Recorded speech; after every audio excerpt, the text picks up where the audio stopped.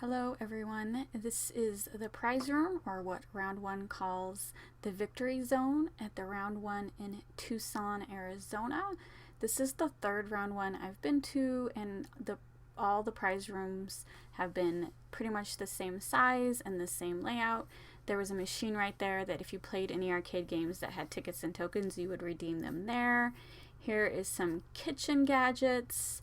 Hopefully you can see the ticket prizes, or the ticket prices, like how many tickets for the prizes. And I think their ticket value is pretty fair. I actually think you can get some really nice prizes for tickets.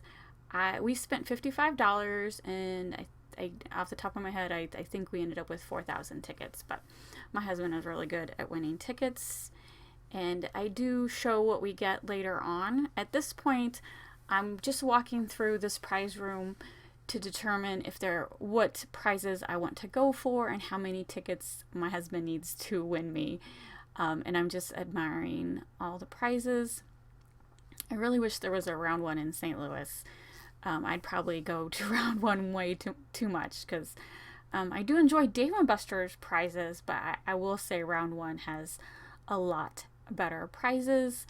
Because a lot of their prizes, as you can see right there, is Japanese. These are Japanese figures from Japanese anime, and so they have a lot of Japanese themed gifts, because round one, of course, is owned by a Japanese company, and they import a lot of their prizes. A lot of the prizes are also like American stuff that you would see at regular American toy stores, but most of the stuff you cannot find elsewhere, so it's pretty cool. Here's some squishies, some cute little plushes.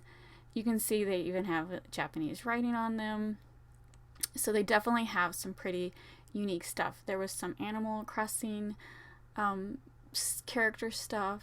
Here's some plush pillows, masks. Not for sure why anyone would want a praying mantis mask, but outside of Halloween, there is Princess Blossom, or pretty sure I said that wrong, the Super Mario Brother princess. And let's see, little handheld games. Just lots of cute little toys. And let's see what else we got. There's some Godzilla stuff. There's another Animal Crossing pillow. Some little tins of hard candies, and oh, that's a cool pillow looking like a remote control. And then they have the higher end expensive stuff locked up. Pogo stick, I didn't even know that was a thing. I totally loved those in the 90s, so apparently people still like pogo sticks. And then I think those are t-shirts. T-shirt, that's cool.